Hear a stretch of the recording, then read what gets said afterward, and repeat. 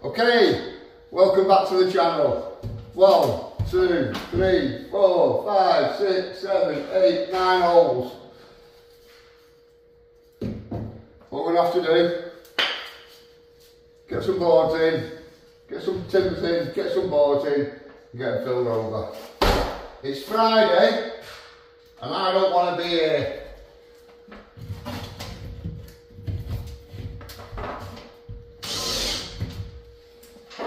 So what I'm going to do, I'll do this in real time. If you leave the camera running, I'll show you in real time how quick we can fix it.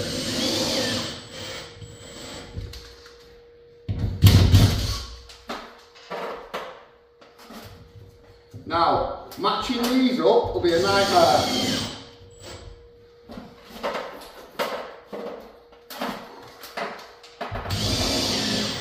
What you'll find, because this ceiling's been plastered, it'll be thicker in some places and thinner in others. You put these back in the wrong place and you're knackered.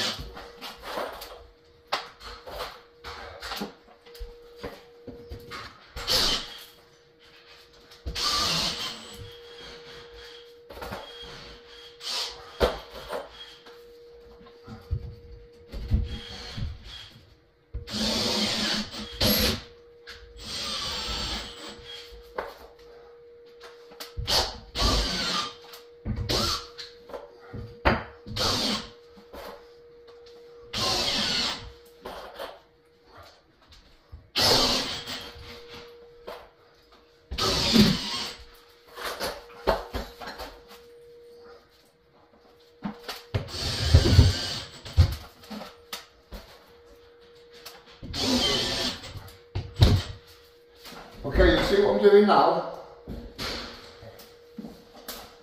Some of these repairs, where I put the timber in, it's flush. There was a timber pattress above, and that'll take the weight of the cooker hood. So now, they're sunken slightly, so I've probably got about 3mm sunk. So what I need to do, is I need to make sure I'm pulling that pattress, the timber, back to that board and the board back to the timber. That is no good. We've got a slight bit of movement, we can't have that. As you see, as I tighten that screw up, it takes away all that movement. We'll put one either side.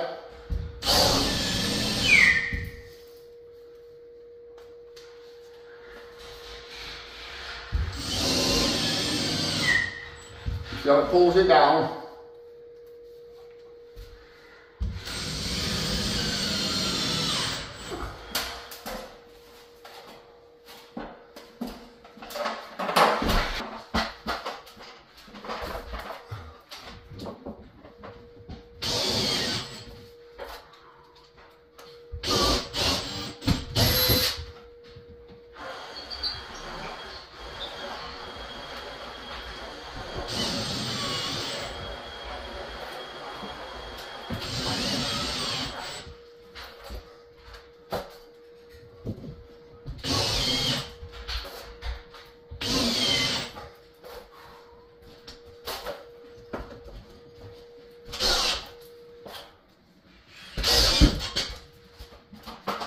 Okay, we put all our plasterboard back.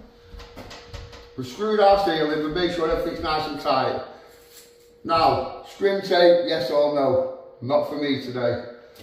What I don't want is scrim tape on every single one of them. I'll have 1, 2, 3, 4, 5, 6, 7, 8, 9 ridges to try and get rid of.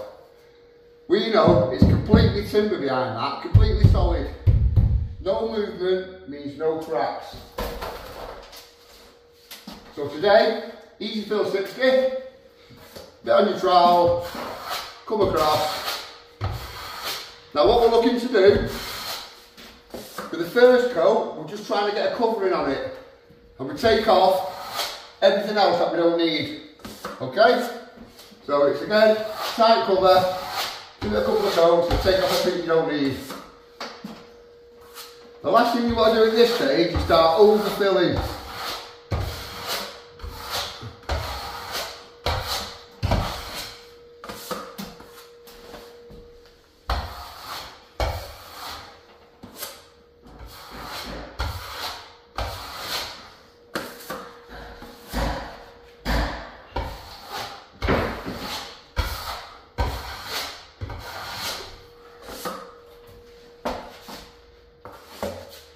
Okay, so when I'm applying, get a little bit of my trowel,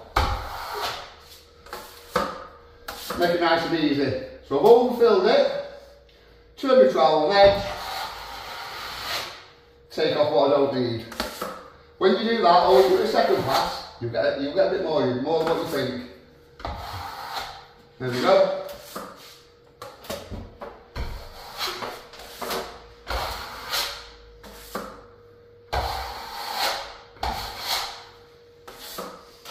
Again, so we started filling, we're not too fussed because we're going to let this suck back and dry.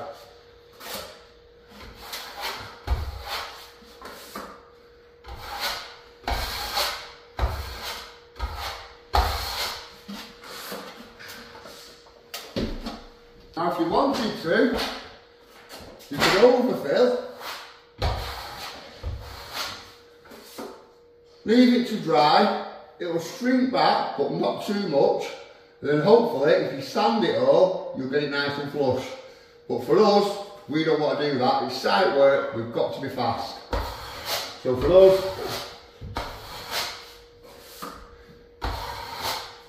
it's all about finishing it with the trowel. Okay, so we need to leave this 20 minutes or so, let this pick up. Let it dry, suck in a little bit. It's lovely and warm in here, so it shouldn't take too long. Then we'll come over, we'll give it a second coat. Second coat comes slightly past our first, and then the third coat will cover everything.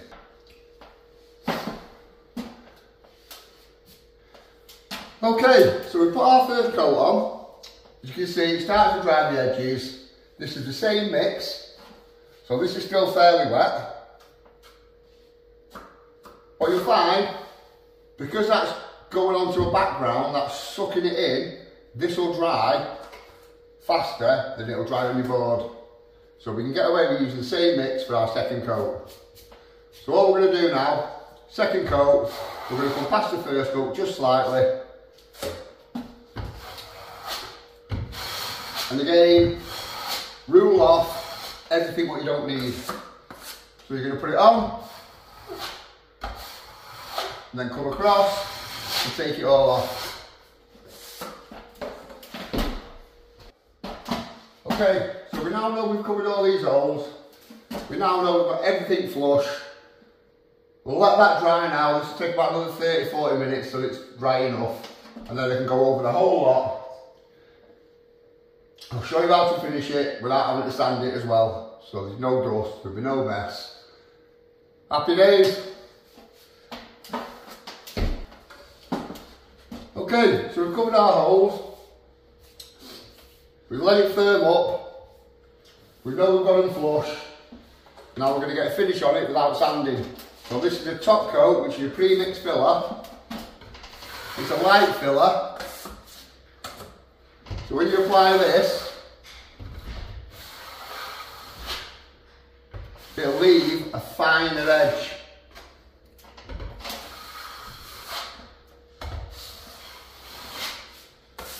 what we're doing now is we're going to cover everything we've done. You see, we put it on, bring the trowel look off, and take it back off again. So we're getting a bit on the trowel, and a bit awkward here because we've got to hold this cooker up.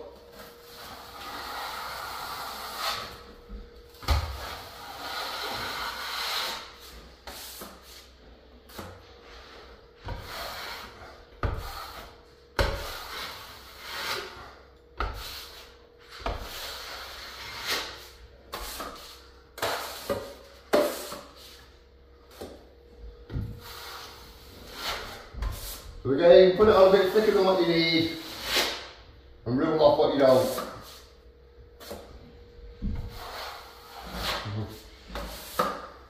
Got a clean trowel and take off what you don't need.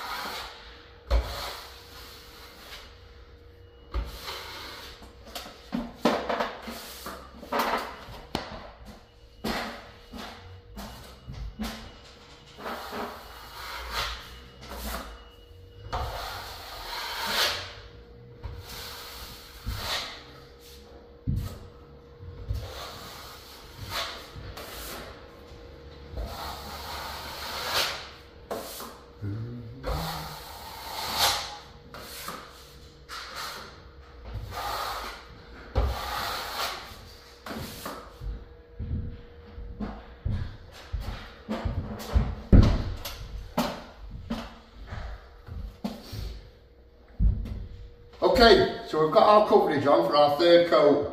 We know these edges are nice and fine, but they will still show when it's painted. Okay, so what we've got here is a medium coarse sponge float. I took most of the moisture out of it. There's a tiny bit of moisture in it, you see. All we're going to do is we're going to gently bring these edges in with the float.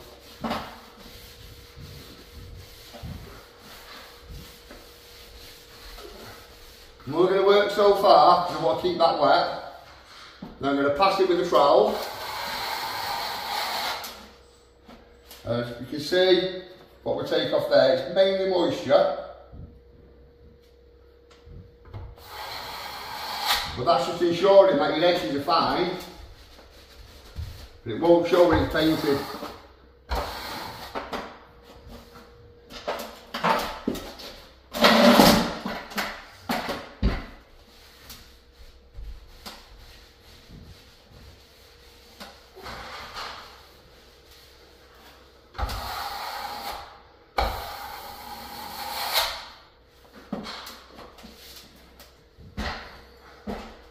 So again, you bring the sponge float across. I'm only trying to bring in the edge to fine it out, to make it feathery fine. I'm not trying to rub away all my gear that I've put on.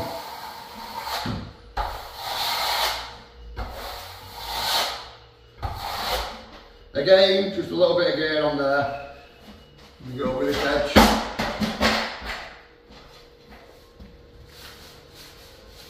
Okay. Sponge on it, bring it round, take your trowel, and take off what you don't need. Again, just a tiny bit of moisture. Now we're happy, we've got these edges brought in, we've trowelled it all flat, we've covered all the holes, we've had 3 coats, it's done its drying, it's done its sucking back. We're happy now, this can be painted. You won't be able to tell. Okay, so what I'm going to do now is I'm going to bring the camera up, we'll do a close up, I'll show you how fine these edges are. Okay, so as you go in now, you can see how fine them edges are. We've covered where them holes were. You can still see the disc, but that's just because the gear underneath is drying. So as that dries, that'll all fade out to a white. So like I say, it's all about getting that edge nice and fine.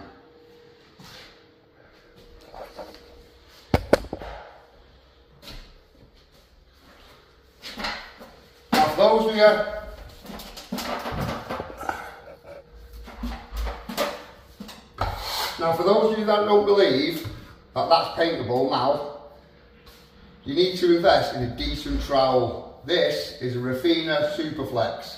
It's more of a medium flex for me, but it's classed as a Superflex. I've had this one 3 years and it is sharp. This, it'll cut your finger off.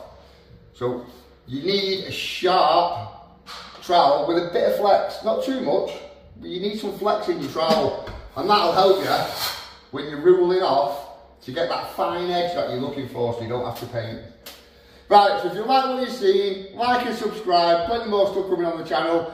Thanks for watching. I hope this was useful.